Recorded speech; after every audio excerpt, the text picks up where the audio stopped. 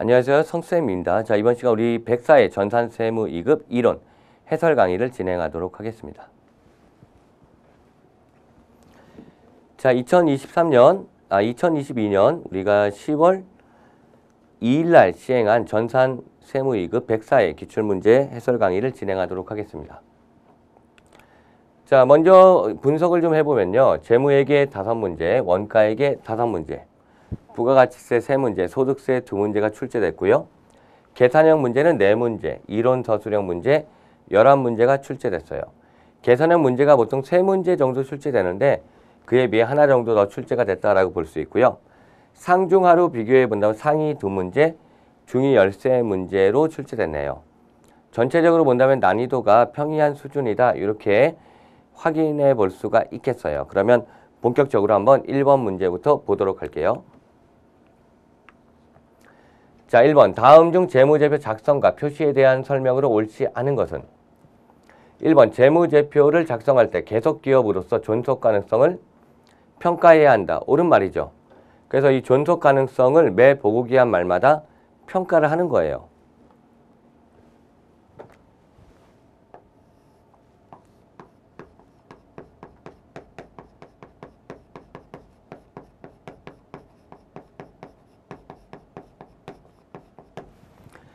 자, 2번은 재무제표 작성과 표시에 대한 책임. 경영자한테 있는 거죠. 경영진한테 있다. 옳은 말이고요. 3번. 기업은 현금 기준 회계를 사용하여 재무제표를 작성한다. 답이 3번이네요. 그래서 요 표현은 틀리죠. 발생주의가 적용되니까. 그래서 이렇게 표현하는데 현금 흐름 정보를 제외하고는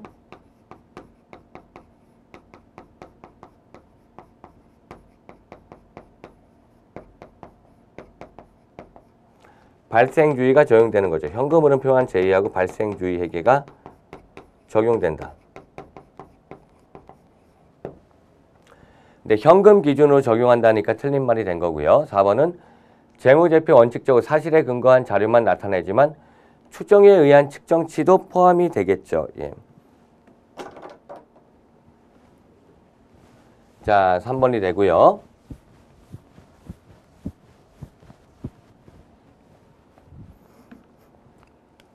자, 2번 문제. 재고 자산에 대한 설명으로 가장 옳지 않은 것은 1번. 선적지 인도 기준으로 판매한 운송 중의 상품은 판매자의 재고 자산이 아니다. 선적지 인도 기준은 선적할 때 판매한 거니까 판매자의 재고가 아니죠. 판매자의 재고 자산이 아니다. 옳은 말이네요. 2번. 선입선출법은 기말재고가 가장 최근의 매입분으로 구성되어 기말재고 자산이 시가에 가깝다. 상품 팁박스를 생각해 봤을 때 1번, 2번, 3번 층이 있다라고 했을 때 선입선출법을 제가 노란색으로 체크해 볼게요. 선입선출법의 경우에는 먼저 있는 게 먼저 팔리죠. 그러므로 기말은 가장 최근에 있는 걸로 기록이 되잖아요. 뉴한 원가가 되고요. 매출 원가 올드한 원가가 된다는 얘기죠. 반면에 후입선출법을 적용할 때는 자, 주황색으로 표현해 볼게요. 라이퍼. 그러면 가장 마지막에 있는 게 먼저 팔리죠. 자, 이런 식이 되니까 기말재고는 올드한 원가, 반면에 매출 원가 쪽은 뉴한 원가가 되겠죠. 답이 3번이 되는 건데 후입선출법에 의한 원가 배분을 할 경우 기말재고 자산은 최근에 구입한 상품의 원가가 아니고 가장 먼저 구입한 상품의 원가로 구성되어 있겠죠. 4번. 위탁 매매 계약을 체결하고 수탁자가 위탁자에게 받은 적성품은 수탁자가 제3자에게 판매하기 전까지는 위탁자의 재고자산이 맞겠죠. 예.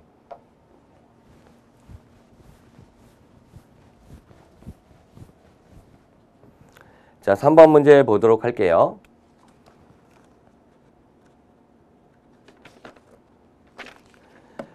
무형자산에 대한 설명으로 가장 옳지 않은 것을 물어봤네요. 1번. 일반 기업회계 기준에서 사업결합 등 외부에서 취득한 영업권만 인정하고 내부에서 창출한 영업권은 인정하지 않는다. 옳은 말이죠.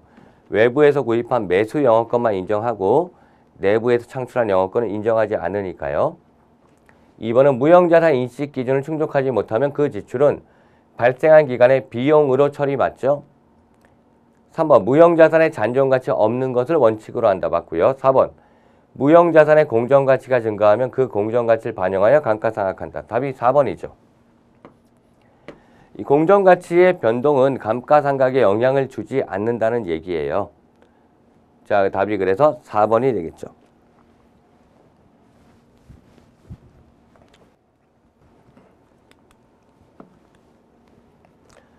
4번은 자본잉여금을 물어봤죠. 자본잉여금은 세 가지밖에 없으니까 정리가 돼 있어야 되겠죠.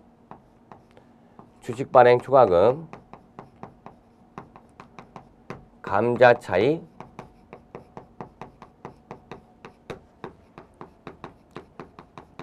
자기주식 처분이익이 되겠죠. 그러니까 주식발행 초과금, 자기주식 처분이익, 그 다음에 감자차익. 이 합이 답이죠. 220만 원이 답이 되겠네요. 반면에 매도가능 증권 평가이익은 기타 포괄손익 누계액이죠. 이익준비금과 임의적립금은 그러니까 이익잉여금이고요. 예.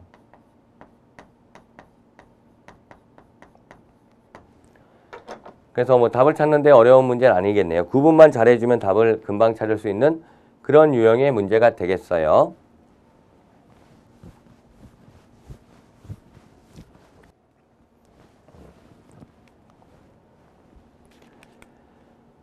자, 5번 다음 중 회계 변경에 대한 설명이다. 가장 옳지 않은 것은 1번 회계 정책의 변경은 회계 방법에 변경하는 것으로 소급법 적용. 회계 정책의 변경이니까 소급법이 맞죠. 2번은 회계 정책의 변경에 따른 누적 효과를 합리적으로 결정하기 어렵다. 그러면 소급법을 적용 못하잖아요. 그럼 전진법이 맞겠죠. 3번은 세법 개정으로 회계 처리를 변경해야 하는 경우 정당한 회계 변경에 해당하지 않죠.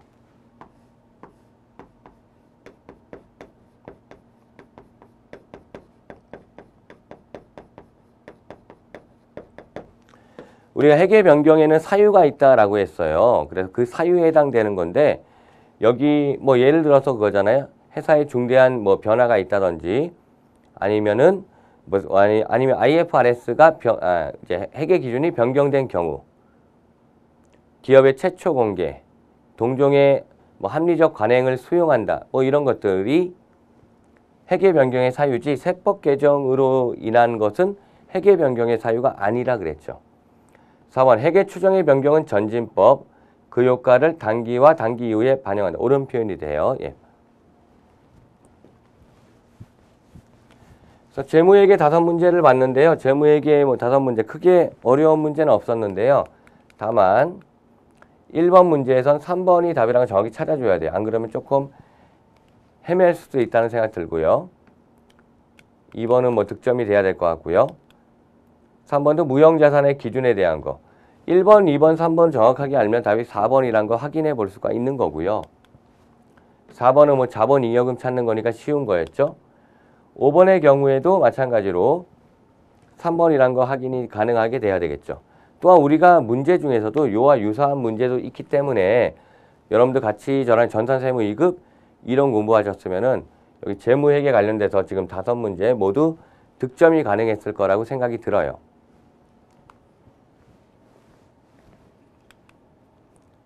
자, 이제 원가회계 문제 볼게요. 자, 다음의 원가에 대한 설명이다. 가장 옳지 않은 것은 1번 직접 재료비는 조업도에 비례하여 총원가가 증가한다. 옳은 말인데요. 이 직접 재료비가 변동비죠. 그래서 이렇게 제가 설명한 적 있죠. 직접 재료비, 직접 노무비, 제조간접비가 있을 때 이 직접 재료비는 변동비다. Variable Cost V. 직접 노무비도 변동비다. 근데 제조간접비는 변동 제조간접비와 고정 제조간접비로 구분된다. 이렇게 설명한 적이 있잖아요. 자, 그 다음에 2번 단기총 제조원가는 단기에 발생한 기본원가와 제조간접비의 합. 이게 맞는 게 단기총 제조원가는 단기에 발생한 제조원가. 직접 재료비, 직접 노무비인데 기본원가 안에는 직접 재료비와 직접 노무비의 합이니까 여기에 제조간접비가 합쳐지면 단기 총 제조 원가가 되겠죠. 3번은 관련 범위 내에서 변동비는 조업도의 증감에 불과하고 단위당 원가가 일정하게 발생하는 게 변동비의 성격이잖아요. 자, 4번은 제품 생산량이 증가함에 따라 관련 범위 내 제품 단위당 고정비는 일정하다. 고정비는 일정하지 않고 감소해야 되겠죠. 그래서 변동비 함수가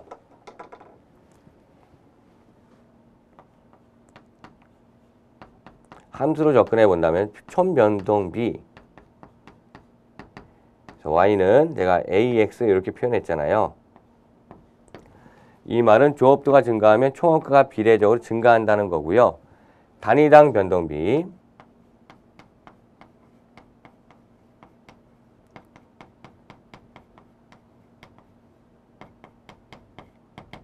y-라고 표현한다면 y-는 a라고 표현했죠. 단위당 변동비는 일정한 형태로 발생한다.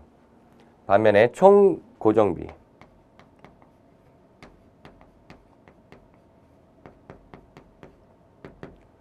y는 b 총 고정비는 조업도와 무관하게 일정하게 발생하는데 단위당 고정비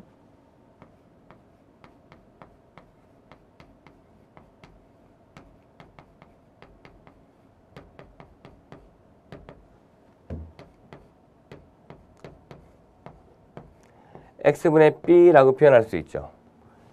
그래서 단위당 고정비의 경우에는 조업도가 증가하면 총원가가 감소하는 형태가 되겠죠. 그래서 증감에 따라 제품당 고정원가는 감소한다. 4번을 답으로 찾아줘야 되는 문제예요.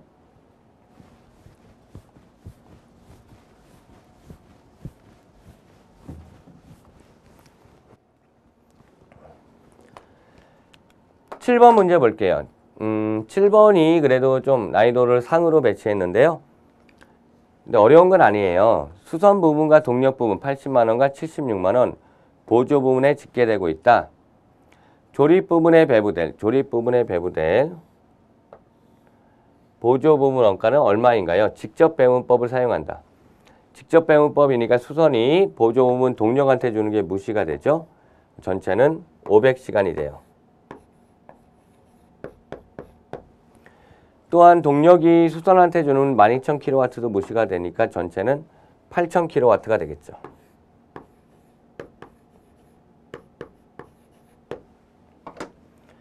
자, 그러면 이제 계산해 볼까요? 자, 그러면은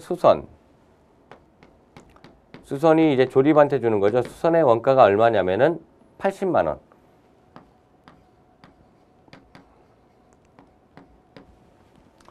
전체 500시간 중에서 조립회한테 200시간을 제공하죠. 32만원. 그 다음에 동력이 이제 조립한테 주는 거죠. 동력.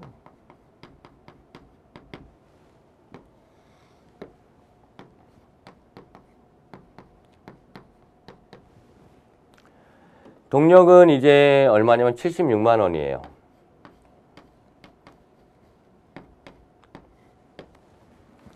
(8,000kW) 중에서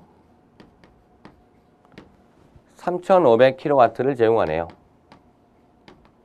여러분 계산기 있으니까 계산기로 계산을 해주시면은 답이 도출이 되겠죠. 그래서 계산기로 33만 2,500원 나오네요. 33만 2,500원이 계산돼요. 이 합계가 답이 되겠죠. 65만 2,500원. 얘가 이제 답이 된다. 어려운 문제는 아닌데 그냥 조금 계산해서 상으로 배치한 거예요. 중으로 배치해도 크게 무리는 없어요. 여러분들이 기본적으로 직접 배분법과 단계 배분법 정도는 문제를 풀 수 있게 대비가 돼 있어야 되니까 직접 배분법이니까 어려운 문제라고 보기는 어렵다는 얘기죠. 답은 65만 2,500원이 돼요. 다만 전산세무시험에서 우리가 계산 문제가 잘 안 나오다 보니까 얘를 그냥 상으로 배치한 것 뿐이지 어려운 문제라고 보기는 힘들어요. 충분히 득점이 됐을 거라 생각이 드네요. 이번에도 여러분들이 부분 점수 Q&A 많이 참여해 주셔서 제가 뭐 답변을 실시간 달아드리려고 좀 노력을 많이 했는데요. 제가 이제 그날 웬만하면 그날은 제가 약속을 잡지 않거든요. 그래서 답변을 빨리 달아드리려고. 근데 좀 전부터 잡힌 약속이 있어갖고 좀 야외에 있었는데 그래서 야외에서 노트북으로 좀 이제 답변을 달았어요. 그날 근데 비가 좀 와갖고 비를 좀 맞아서 지금 약간 해설 강의하는데 약간 감기 기운이 좀 있어서 약간 목소리가 좀 약간 약하게 나오는 거 좀 이해해 주세요. 예, 조금 작게 말하고 있거든요. 양해의 말씀을 좀 드리고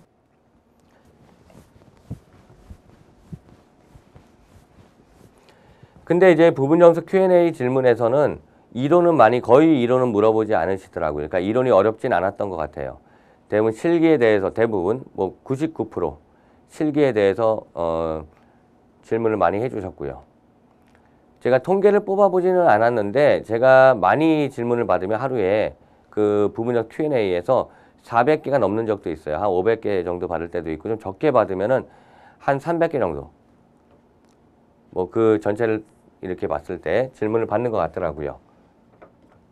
근데 그런 경우는 어느 정도냐면은 제가 답변을 쓰잖아요. 답변을 쓰면은 또 새로운 게 올라오고 또 올라오고 그리고 누락이 좀 될 때도 있고 그래서 약간 왜 내 질문 답변 안 달아주시냐 이렇게 질문하시는 분들이 있는데 누락이 됐거나 아니면 조금 너무 긴 것들은 제가 조금 나중에 다는 경우도 좀 있거든요. 노트북이 좀 사용이 그날도 노트북으로 사용하다가 노트북이 좀 잘 안 되더라고요. 마우스가 그래갖고 어쩔 수 없이 핸드폰으로 좀 달았는데 긴 답변은 노트북이 아니면 조금 달기가 힘들거든요. 예. 근데 어쨌든 다 달아드리니까 뭐 최소한 그 다음날 오전까지 다 달아드리니까 뭐 그렇게 뭐 이해해 주시면 되겠네요. 자, 그다음 8번 문제 볼게요. 기말 제품 재고액을 물어보네요. 얘도 뭐 기본적인 문제라 볼 수 있겠죠. 재공품 계정과 제품 계정을 그리면 되겠어요. 두 개 계정 그릴게요.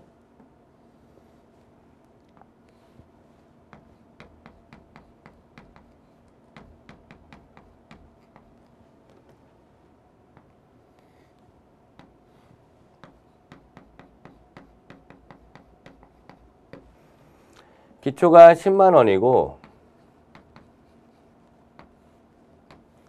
기말이 15만 원이에요. 자, 그 다음에 제품 기초가 21만 원이고요. 제품의 기말을 물어보고 있네요. 자, 그리고 옮길 수 있는 거 보니까 기초 및 기말 원재료는 없다는 표현 뭐 크게 필요 없을 것 같은데요. 직접 재료비가 나왔으니까 19만 원이다. 직접 농업이 10만 원이다. 제조 간접비 15만 원이다. 매출원가도 제시했네. 매출원가 20만 원이다. 자, 이렇게 해서 우리가 옮길 수 있는 거 다 옮겼고요. 이 차이를 통해서 우리가 뭘 알 수 있어요? 단기 제품 제조원가를 알 수가 있겠죠. 그래서 단기 제품 제조원가를 계산하면 이게 39만 원 나와요. 얘도 39만 원이 되겠죠.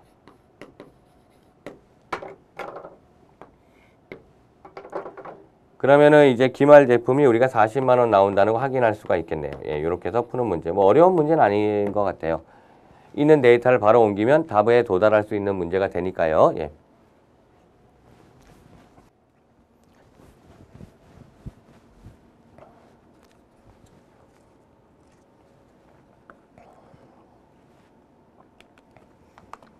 (9번) 문제는 추정하는 문제인데 같이 한번 볼까요? 단기 총 제조원가가 230만 원이야. 제조 간접비는 단기 총 제조원가 20%야. 그리고 제조 간접비는 직접 농업비의 80%야. 그러면 일단 제조 간접비가 얼마인지 안 해요. 제조 간접비는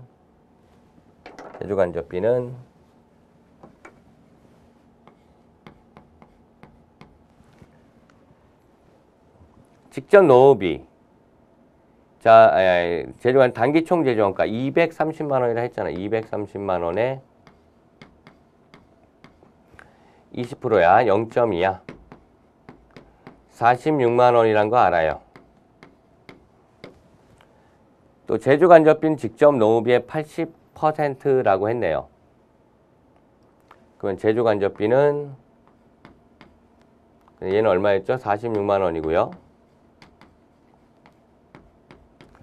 직접 농업비의 80% 0.8 DL이라고 볼 수 있죠. 그럼 DL은 직접 놓으면 계산되겠네요. 46만 원이고 이항하면 나누기 0.8이 되겠죠.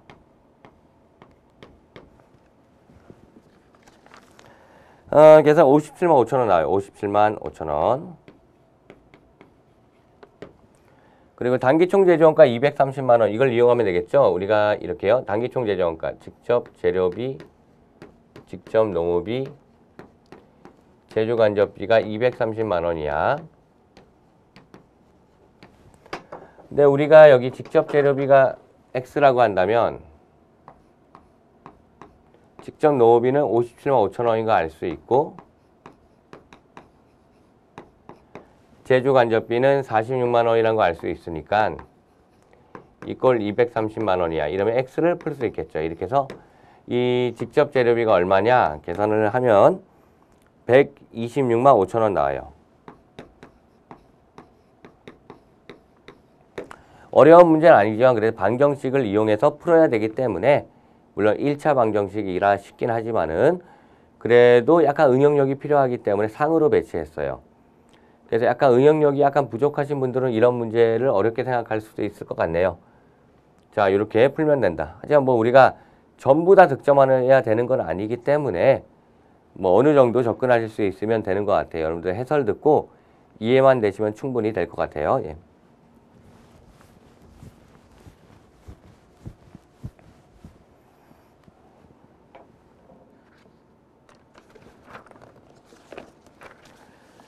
자, 10번 문제 볼까요? 개별원가 계산과 종합원가 계산의 비교가 나왔죠. 개별원가 계산과 종합원가 계산에 대한 설명 중 옳지 않은 것은 1번 개별원가 계산은 다품종, 소량 생산. 품종이 많아야 되겠죠. 소량. 반면 종합원가는 소품종, 대량 맞고요.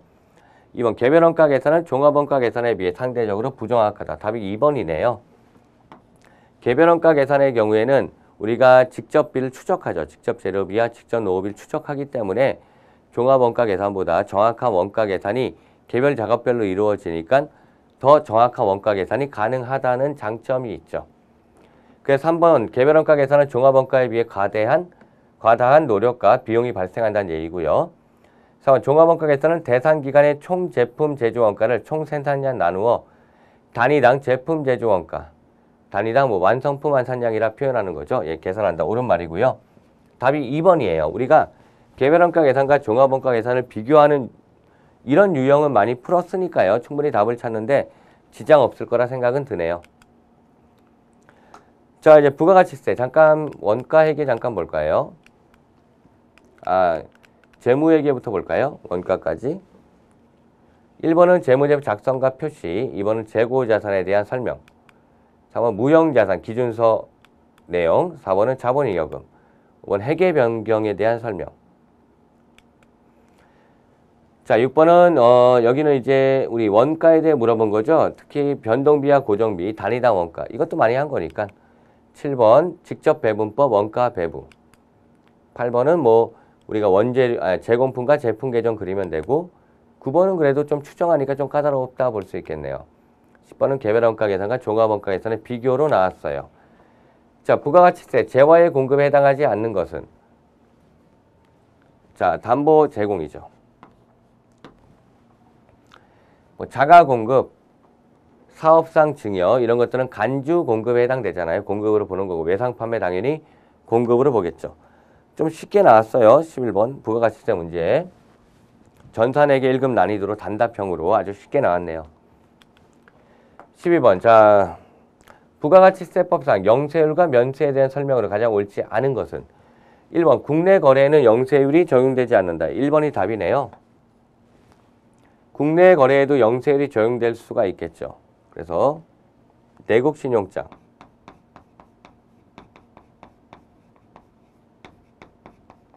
그러니까 로컬 LC잖아요. 내국 신용장에 의한 국내 공급, 우리 영세율 적용되죠.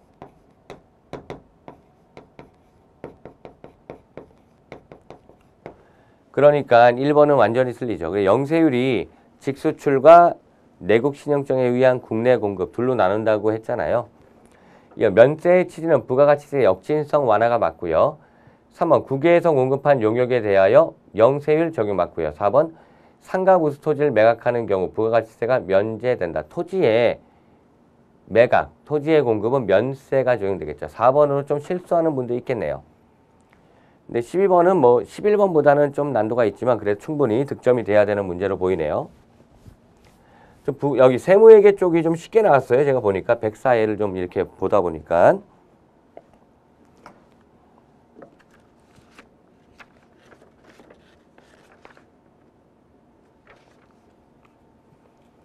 여기 제가 소득세가 여기 참고로 잠깐 잘못 얘기했다. 소득세가 3문제고요. 부가가치세가 2문제 나왔어요. 이것도 좀 특이점이라 볼 수 있어요. 이제 수정을 못했는데 이렇게 나왔어요. 소득세가 3문제 나왔더라. 또 부가가치세가 3문제가 많이 나오잖아요. 예. 자, 그래서 13번 다음 일시적 우발적 소득 중 기타 소득이 아닌 것은 일시 우발적인 소득이 아닌 게 되겠네요. 복권 당첨금, 계약의 위약금, 상표권의 양도소득. 이거는 전부 다 기타 소득이 되겠죠. 그러니까 답이 4번인데요. 비영업 대금의 이익, 얘는 이자 소득이잖아요. 비영업 대금의 이익은 원천징수세율도 25% 중요하잖아요. 그러니까 답이 4번 되는 거. 예.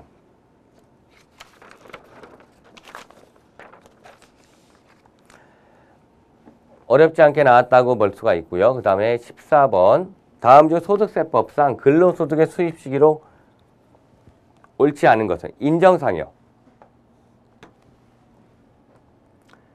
해당 사업연도 중 근로를 제공한 날. 이거 맞고요. 급여 지급을 받기로 한 날. 답이 2번이네요. 얘도 근로를 제공한 날이 되겠죠. 근로를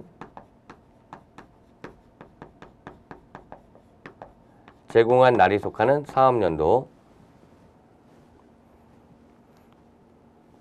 자, 3번 잉여금 처분에 의한 상여는 잉여금 처분 1이 되겠죠. 잉여금 처분이 중요하니까요. 2번에 퇴직소득 한도 초과로 근로소득 보는 금액은 지급을 받거나 지급받기로 한 날이 되겠어요. 그래서 근로소득에 대한 수입 시기, 얘도 의미가 있죠. 그러니까 급여라고 했을 때 이렇게 되는 거죠. 기속 시기가 12월 달 급여가 이렇겠죠. 12월 달 내가 근로를 제공했어요. 근데 돈은 월급은 1월 달에 받잖아요. 다음 연도. 그럼 그 12월 어디에 기속할 거냐 이런 문제가 생긴 거죠. 그러니까 근로를 제공한 날. 그러니까 12월 달의 급여가 1월 달에 돈을 받지만 12월 달에 수입 시기가 된다는 얘기죠.